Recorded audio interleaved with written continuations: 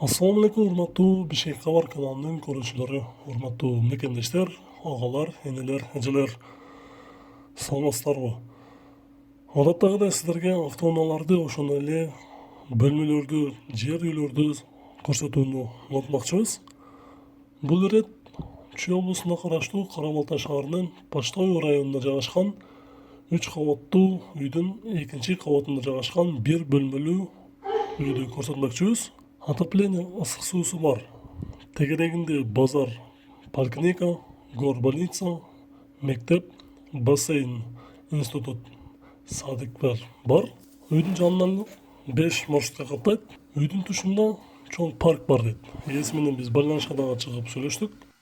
Эгер түшүнбөгөн суроолоруңуздар болсо, анда түз номерге чалып сүйлөшүп көрсөңүздөр болот. Үйдүн ээсинин номери 0709 22 27 70.